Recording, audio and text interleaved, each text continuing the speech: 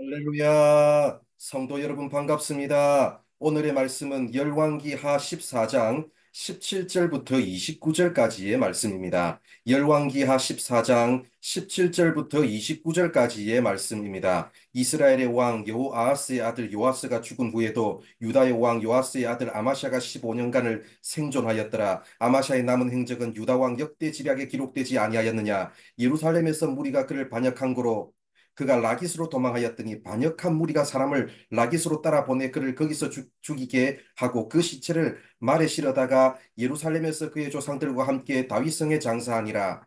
유다 온 백성이 아사랴를 그의 아버지 아마샤를 대신하여 왕으로 삼으니 그때 그의 나이가 16세라. 아마샤가 그의 조상들과 함께 잔 후에 아사라가 엘랏을 건축하여 유다에 복귀시켰더라. 유다의 왕 요아스의 아들 아마샤 제15년에 이스라엘의 왕 요아스의 아들 여로보암이 사마리아에서 왕이 되어 41년간 다스렸으며 여호와 보시기에 악을 행하여 이스라엘에게 범죄하게 한 느바스의 아들 여로보암의 모든 죄에서 떠나지 아니하였더라. 이스라엘의 하나님 여호와께서 그의 종 가드 헤벨 아미떼의 아들 선지자 요나를 통하여 하신 말씀과 같이 여로보암이 이스라엘 영토를 회복하되 하맛 어귀에서부터 아라바 바다까지 하였으니 이는 여호와께서 이스라엘의 고난이 심하여 매인자도 없고 노인자도 없고 이스라엘을 도울 자도 없음을 보셨고 여호와께서 또 이스라엘의 이름을 천하에서 없이 하겠다고도 아니하셨으므로 요아스의 아들 여로보암의 손으로 구원하심이었더라.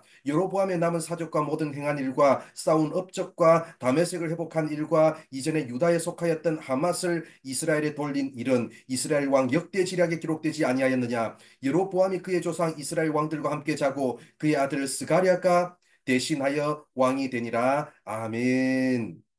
어제 말씀인 14장 1절부터 16절까지의 내용은 어제 오후 찬양 예배 설교를 통해 대신했습니다.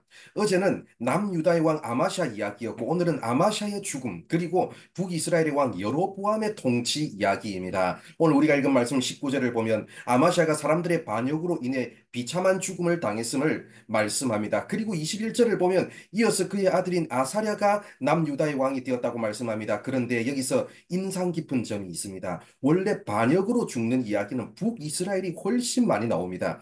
수시로 쿠데타가 일어나서 왕조가 교체되었던 나라가 북이스라엘이었습니다. 그러나 23절을 보면 북이스라엘의 왕 요아스가 비참하게 죽었다는 이야기가 나오지 않습니다. 자연스럽게 그의 아들 여로보암이 왕이 되었습니다. 아마샤는 한때 여호와 보시기에 정직히 행하는 왕이었습니다. 한때 하나님의 율법의 말씀을 따라서 연좌제를 시행하지 않은 좋은 왕이었습니다. 그러나 한때의 신앙이 끝까지 가지 못했습니다. 다윗과 같이 되려는 욕심 때문에 무리하게 북이스라엘과 전쟁을 했다가 비참한 패배를 당하고 말았고 오늘 말씀에서도 북이스라엘의 쿠데타 없이 정권이 이양되었지만 남유다의 경우는 반역으로 아마샤가 비참하게 죽는 것으로 마무리되었습니다. 사랑하는 성도 여러분, 한때 열정을 가지고 헌신했던 사람들도 수시로 욕심에 명예욕과 권력 욕심에 그리고 이생의 자랑에 흔들릴 수 있는 존재임을 여러분 기억하시고 오늘도 하나님께서 보내신 일상의 삶의 자리에서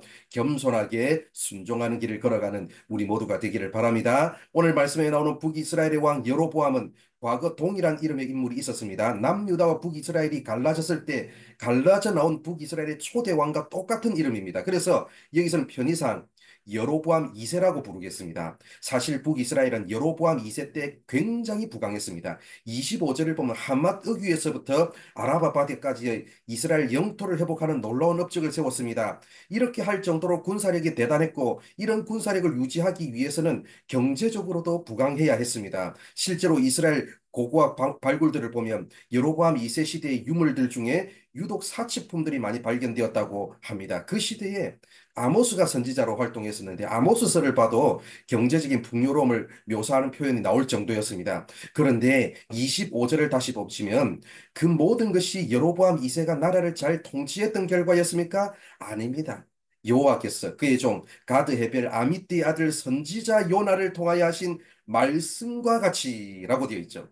하나님께서 이미 요나 선지자를 통해서 하셨던 약속의 말씀을 지키기 위해서 이스라엘에게 은혜를 베풀어 주신 것이지 여로보암이 잘해서 된 것이 아니었습니다. 그럼에도 불구하고 24절을 보면 여로보암 2세가 여호와 보시기에 악을 행하였고 여로보암의 모든 죄에서 떠나지 아니하였다고 말씀합니다. 여로보암 2세의 잘남과 자질과 업적 때문에 이스라엘이 부강했던 게 아니라 하나님이 베푸신 은혜 때문에 부강했을 뿐이었습니다. 그러나 결국 여로보암 2세도 그것을 깨닫지 못하고 자기가 잘해서 나라가 잘 되는 것으로 착각하고 여전히 여호와 보시기에 악을 행하다가 결국 이스라엘은 점점 망하는 길로 가고 말았습니다. 우리는 어떤 지도자를 평가하거나 어떤 사람을 평가할 때 우선 그 사람의 역량과 성과, 업적을 먼저 보려는 경향이 있습니다. 그러나 성경의 평가는 딱 하나입니다.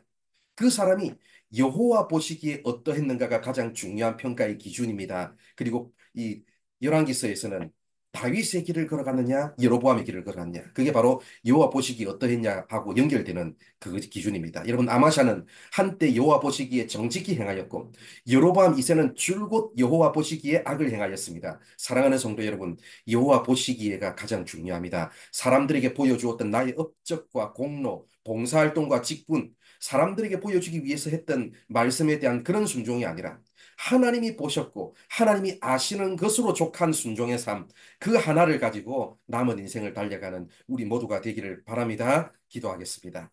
하나님 감사합니다.